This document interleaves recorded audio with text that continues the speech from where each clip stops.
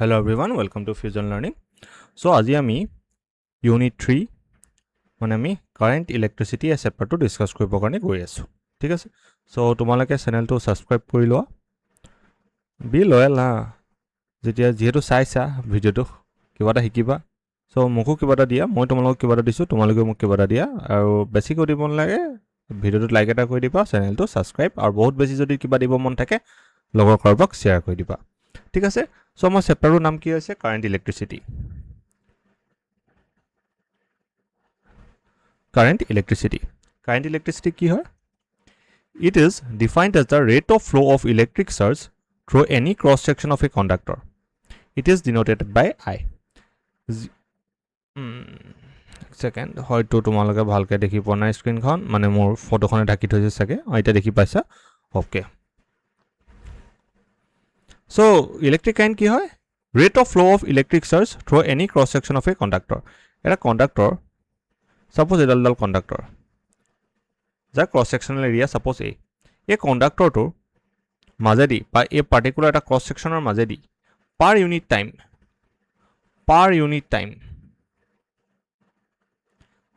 unit time jiman surge flow hoi goi thakibo take ki boli koa hoy current. ঠিক আছে electric current can be expressed by I equal to total surge flowing jak ami q e denote koru divided by time taken fine if the surge dq flows through a conductor for small time dt suppose a conductor to majedi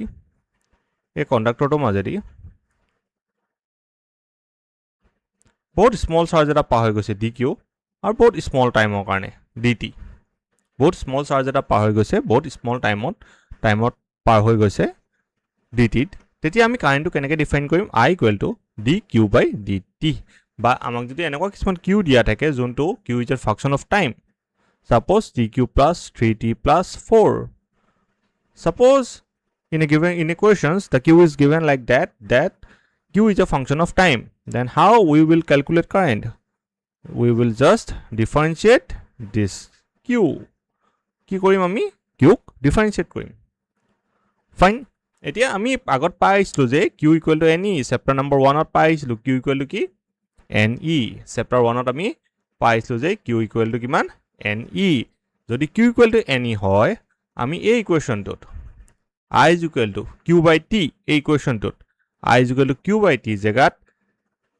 q জেগাত কি put কৰি দিম ne by t যত q equal to কি হয় ne So, আমাক যদি কিছুমান এনেকুৱা কোৱেশ্চন আহে যোনটো কোৱেশ্চনত নাম্বাৰ অফ চাৰ্জেছ দিয়া থাকে তেতিয়া আমি কোনটো ফৰ্মুলা ইউজ কৰিব পাৰিম নাম্বাৰ অফ চাৰ্জেছ যদি দিয়া থাকে যদি number of charge total charge নহয় এবা কি যদি আমাক কি দিয়া থাকে আমাক যদি দিয়া থাকে নাম্বাৰ অফ চাৰ্জেছ তেতিয়া আমি কোনটো ফৰ্মুলা ইউজ কৰিম তেতিয়া আমি ইউজ কৰিম I is equal to ne by t কাৰণ q equal to ne হয় clear okay SI unit of current কি আমি সবে জানো SI unit of current আমি SI unit of current সবে জানো SI unit of current কি 1 মানে एंपियर তাহলে 1 एंपियर তো কি হ'ব 1 কুলম বাই 1 সেকেন্ড কারণ চাৰ্জৰ সেকেন্ড সৰি চাৰ্জৰ কুলম টাইমৰ সেকেন্ড তো 1 ampere equal to 1 coulomb by 1 second তেতিয়া হলে এডাল ওয়ায়াৰ মাজেদি 1 কুলম চাৰ্জ কেতিয়া পাৰ হৈ গৈ আছে বুলি কম কেতিয়া কম বা এডাল ওয়ায়াৰ মাজেদি 1 एंपियर কাৰেন্ট কেতিয়া পাৰ হৈ গৈছে বুলি কম এটা ওয়ায়াৰ মাজেদি সাপোজ এডাল ওয়ায়াৰ এই ওয়ায়াৰডালৰ মাজেদি 1 एंपियर কাৰেন্ট পাৰ হৈ গৈ আছে মই এই 1 एंपियर কাৰেন্টটো কেনেকৈ ডিফাইন কৰিম এই ফৰ্মুলাটো পাই ডিফাইন কৰিম এই ওয়ায়াৰডালৰ মাজেদি 1 एंपियर কাৰেন্ট কেতিয়া গৈ থাকিব যেতিয়া 1 সেকেন্ডত এই ওয়ায়াৰডালৰ ক্ৰছ সেকশনৰ মাজেদি 1 সেকেন্ডত 1 কুলম চাৰ্জ পাৰ হৈ গৈ থাকিব তেতিয়া আমি এই ওয়ায়াৰডালত 1 एंपियर কাৰেন্ট flow হৈ আছে বুলি ক'ব পাৰিম current through a wire is said to be 1 ampere if a surge of 1 coulomb flows through any cross section of the wire in 1 second 1 সেকেন্ডত 1 coulomb charge যদি পাৰ হৈ গৈ আছে এই ওয়ায়াৰডালৰ যিকোনো এটা ক্ৰছ সেকশনৰ মাজেদি তেনে হলে এই ওয়ায়াৰ পাটত 1 ampere current flow হৈ আছে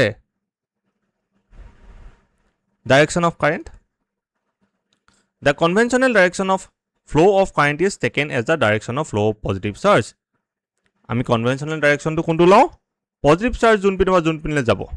হেপিনে কাৰেন্ট গৈছে বুলি আমি কনসিডাৰ কৰোঁ কিয় কৰোঁ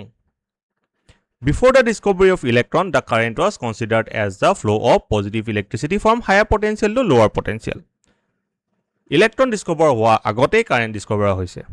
আৰু electron discover হোৱা আগত যেতিয়া current discover হৈছিলে scientists বিলাকে এটো মানি লৈছিলে যে current বিলাক flow of positive charge হয় আৰু ক'ৰ পৰা ক'লৈ flow হৈছে higher potential to lower potential. This concept of current still continues to used. এতিয়াও আমি এটো কনসেপ্টে ইউজ কৰোঁ যদিও হেতু কথা নহয় কিন্তু আমি এটো কনসেপ্টে ইউজ কৰোঁ and the current so defined is called conventional current so আমি যোনটো কারেন্ট এটা ডিফাইন কৰোঁ হেতু কি বুলি কোৱা হয় conventional current বুলি কোৱা হয় but actually the flow of electrons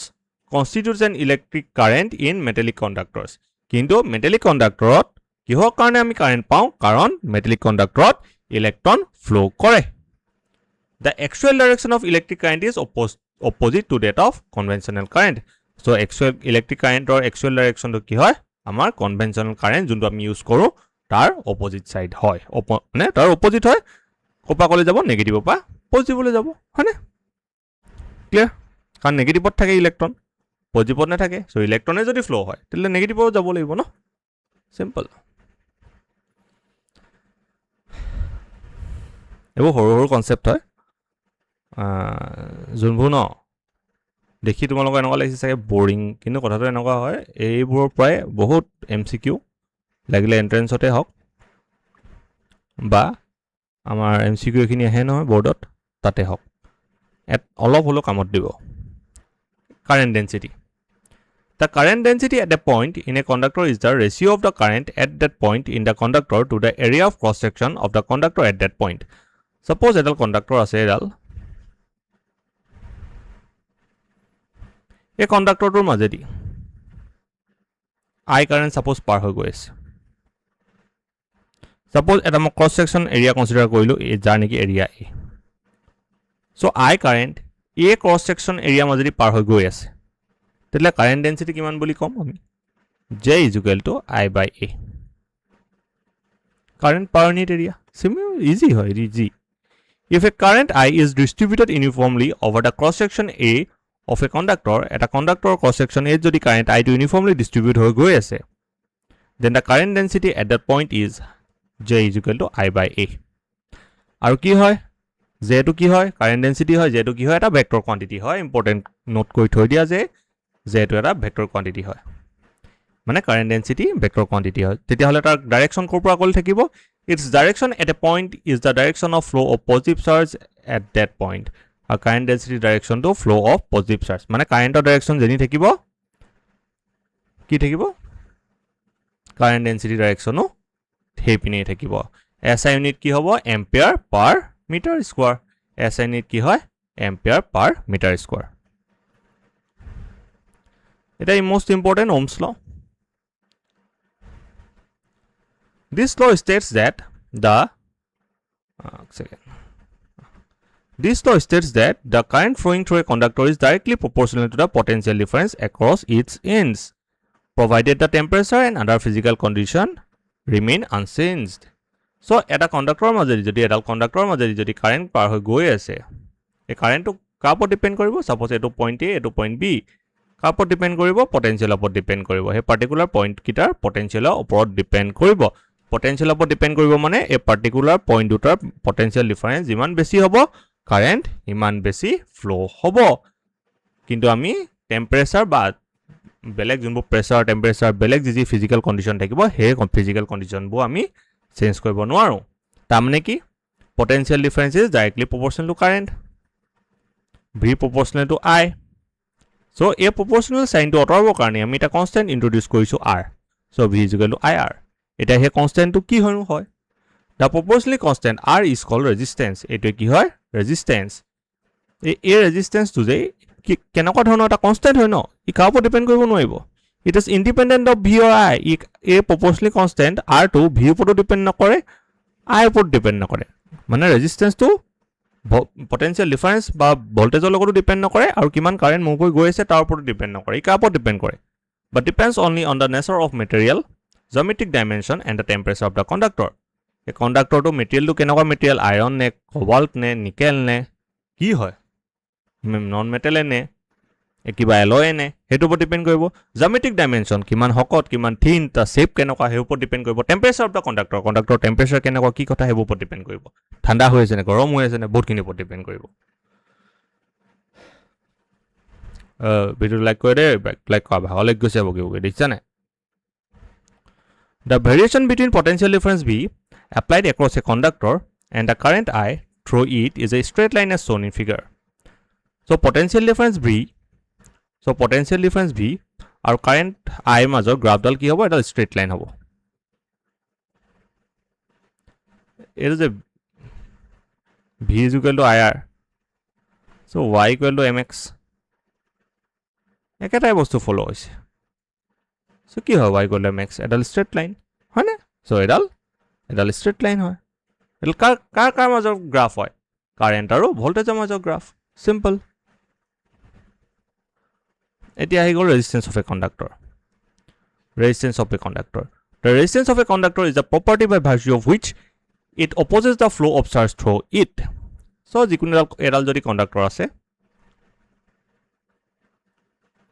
এই কণ্ডাক্টৰৰ মাজেদি যদি কাৰেন্ট আই পাস হৈ গৈ আছে তেতিয়াহলে কণ্ডাক্টৰ এটা প্ৰপাৰ্টি আছে যোনটো প্ৰপাৰ্টিৰ কাৰণে এই কাৰেন্টটো কি হয় কি কৰিব অপোজ কৰিব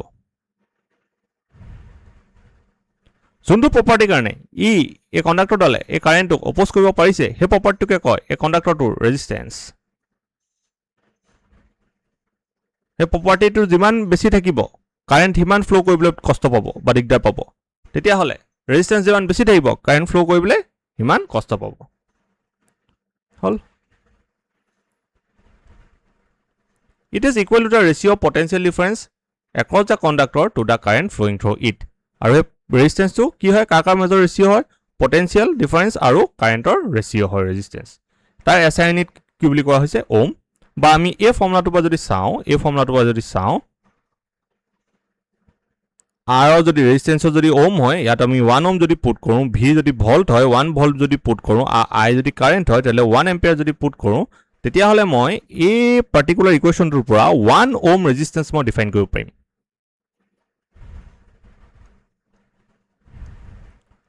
কি হ'ব পেৰালাল কণ্ডাক্টৰ এই কণ্ডাক্টৰটোৰ এন্ডত এই কণ্ডাক্টৰটোৰ এন্ডত যদি 1 ভোল্ট পটেনশিয়াল ডিফাৰেন্স থাকুতে এই কণ্ডাক্টৰটোৰ মাজে যদি 1 এম্পিয়াৰ কাৰেন্ট পাৰ হৈ গৈ থাকে তেতিয়া হলে এই কণ্ডাক্টৰটোৱে যোনটো ৰেজিস্ট্যান্স অফাৰ কৰিব ৰেজিস্ট্যান্স যোনটো অফাৰ কৰিব তাকে কি বুলি কোৱা হয় 1 ওম 1 ohm resistance. The resistance of a conductor is said to be 1 ohm if a current of 1 ampere flows through it on applying a potential difference of 1 volt across its ends. So 1 volt potential difference apply কৰাৰ পিছত যদি 1 ampere current পাৰ হৈ গৈ থাকে তেতিয়া হলে মই কি বুলি কম resistance ডালৰ conductor ডালৰ resistance কিমান 1 ohm বুলি কম আৰু any material that has some resistance is called a resistor যেনেকুৱা ধৰণৰ মেটেৰিয়েল হওক যোনবোৰ মেটেৰিয়েলৰ ৰেজিস্ট্যান্স থাকে হিয়তক আমি সবকে কি বুলি কওঁ ৰেজিস্টৰ বুলি কওঁ এতিয়া resistivity or specific resistance কিনো হয় আমি ডিসকাস কৰো at constant temperature suppose temperature constant the resistance of a conductor depends on এই যে কণ্ডাক্টৰডাল আছে এডাল এই যে কণ্ডাক্টৰডাল ৰাখিলো এই কণ্ডাক্টৰটো ৰেজিস্ট্যান্স কি ওপৰত ডিপেন্ড কৰে কাৰণ I আৰু V ওপৰত ডিপেন্ড নকৰে এটা কাৰ ওপৰত ডিপেন্ড কৰে হেতুকে আমি ডিসকাস কৰিবলৈ গৈ আছো number 1 length resistance directly proportional to length মানে লেংথ যিমান বাঢ়ি গৈ থাকিব ৰেজিস্ট্যান্স যিমান বাঢ়ি গৈ থাকিব area of cross section are inversely proportional to area of cross section মানে area যিমান ডাঙৰ হৈ যাব ৰেজিস্ট্যান্স যিমান কম হৈ যাব তাৰপিছত 3 নম্বৰ পইণ্টটো নেচাৰ অফ দা মেটেৰিয়েল এই গুটেকিটা যদি মই কম্বাইন কৰো প্ৰথমটো কি পালো R directly proportional to L second কি পালো R inversely proportional to A এই দুটা যদি মই লগ লগাই দিও কিমান পাম R directly proportional to L by A এতিয়া proportional sign টো অতৰাবৰ কাৰণে মই এটা কনস্ট্যান্ট ইন্ট্ৰোডিউস কৰিছো যাৰ নাম হৈছে rho so R is equal to rho L by A এই যে proportionally constant rho এই যে proportionally constant টো আহিলে rho এটোকে কোৱা হয় resistivity or specific resistance হল তেতিয়া হলে এই লেংথটো যদি 1 মিটাৰ হয় এই এৰিয়াটো যদি 1 মিটাৰ স্কোয়াৰ হয় মানে ইউনিট লেংথ আৰু ইউনিট ক্ৰছ সেকশনাল এৰিয়া যদি হয় তেতিয়াহ'লে এই পাৰ্টটো 1 হৈ যাব যদি হয় তেতিয়াহ'লে rho is equal to r হ'বনে হ'ব if L is equal to 1 unit A equal to 1 square unit then R is equal to rho তাৰ পৰা আমি resistivity define কৰিব পাৰিম নে obviously পাৰিম ন Thus, the resistivity or specific resistance of a material may be defined as the resistance of a conductor of that material having unit length and unique area of cross section. So, specific resistance by resistivity, specific resistance by, specific resistance by resistivity, কেনেকৈ define কৰিম? এটা conductor resistance হয়। এটা যদি মানে এনেকৈ ক'বলৈ গ'লে easy হ'ব, এটা conductor যাৰ area 1 square unit আৰু লেংথ 1 ইউনিট হয় তেতিয়াহ'লে সেই ৰেজিষ্টেন্সটোৰ কি কৈ আছো ভাগৰ লাগিছে সাপোজ এইটো এটা কণ্ডাক্টৰ এই কণ্ডাক্টৰটোৰ এৰিয়া যদি মানে ক্ৰছ সেকশনাল এৰিয়া যদি 1 স্কয়াৰ ইউনিট হয় আৰু এই কণ্ডাক্টৰটোৰ লেংথ যদি 1 ইউনিট হয় তেনেহ'লে এই কণ্ডাক্টৰটোৱে যোনটো ৰেজিষ্টেন্স অফাৰ কৰিব সেই ৰেজিষ্টেন্সটোৱে এই কণ্ডাক্টৰটো যোনটো মেটেৰিয়েল হয় বা এই কণ্ডাক্টৰটো কি বুলি কম আমি ৰেজিষ্টিভিটি বুলি কম clear Thus, the resistivity or specific resistance of a material may be defined as the resistance of a conductor of that material having unit length and unit area of cross section. SI unit কি হ'ব ohm meter. SI unit of resistivity কি হ'ব ohm meter. Next আহি গ'ল conductance. The conductance of a conductor is the ease with which electric surges flow through it. Resistance কি কৰে oppose কৰে conductance কি হয় এটা conductor এনেকুৱা এটা property হয় যোনটো property কয় কিমান easily current flow হ'ব পাৰে It is equal to the reciprocal of its resistance and it is denoted by G. আৰু ই কাৰ লগত equal হয় resistance or reciprocal লগত equal হয় মানে conductance is equal to 1 by resistance বা G equal to 1 by R. SI unit of conductance কি হয় ohm inverse or MHO or Siemens. মনত থাকিব নে থাকিব ইম্পৰ্টেন্ট হয় কিটা হা এটা আহি গ'ল conductivity. The reciprocal of the resistivity of a material is called conductivity. So resistivity যোনটো reciprocal হ'ব তাকে কি বুলি কোৱা হয় conductivity. It is denoted by sigma. So sigma আমাৰ small sigma হয় এটো. So small sigma আমি কি denote কৰোঁ conductivity denote কৰোঁ. So conductivity equal to 1 by resistivity. So conductivity equal to 1 by rho. SI unit of conductivity is ohm inverse meter inverse, MHO meter inverse or Siemens meter inverse. Clear? আমি এটা conductivity লৈকে পঢ়িলো আৰু দুটামান topic পঢ়োৱা ভাগৰ লাগিছে বডে নাই লগা বুলি নে নকওঁ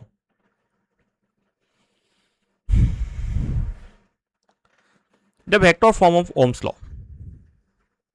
If E is the magnitude of electric field in a conductor of length L, then the potential difference across its ends is V is equal to E into L. যদি এটা কণ্ডাক্টৰ আছে এই কণ্ডাক্টৰটোৰ মাজেদি ইলেক্ট্ৰিক ফিল্ড ই পাৰ হৈ গৈ আছে এই কণ্ডাক্টৰটোৰ যদি লেংথ এল হয় তেলে কণ্ডাক্টৰটোৰ মাজত পটেনশিয়েল ডিফাৰেন্স কিমান হ'ব v = e * l ওকে পালো আমি ওহমছ ল পৰা আমি জানো যে v = i এটা v জায়গাত e dot l বা e into l পুট কৰিলো e into l equal to i আৰু জায়গাত rho l by পুট কৰিলো অলপ আগত পাইছো r equal to rho l by এটা l cancel গুছি গল e is equal to I by a into rho I by a to কি হয় ডেনসিটি হয় না কারেন্ট ডেনসিটি হয় না so e equal to j rho small j ও লিখে capital j ও লিখে current density so equal to small j বা capital j যদি তোমালকে লিখা একো প্রবলেম নহয় so equal to j rho As the direction of current density j vector is same as that of electric field or direction or current density direction সদায় কি হয় same হয় Therefore, we can write the above equation as a equation to আমি কেনেকৈ লিখিব পাৰো এই equation আমি কেনেকৈ লিখিব পাৰো এইটো ইকুৱেশ্যনক e vector equal to j vector into rho e vector equal to rho j vector বা যদি মই ইয়াক এনেকৈ লিখি দিও 1 by rho e vector is equal to j vector এটা 1 by rho মানে কি আসলে sigma conductivity. So J vector is equal to sigma E vector. এইটোৱে কি হয় vector form of Ohm's law. The above equation is the vector form of Ohm's law. কোনটো হয় vector form of Ohm's law? এইটো. J vector equal to sigma E vector. Clear? এতিয়া আহি যাওঁ drip velocity কথা পঢ়িবলৈ. It is defined as the average velocity with which the free electrons in a conductor get drifted towards positive end of a conductor under the influence of an electric field applied across the conductor. It is denoted by VD. এইটো next classত পঢ়িম দেই ভাগৰ লাগিছে bye bye চেনেলটো subscribe কৰি থৈ যাবা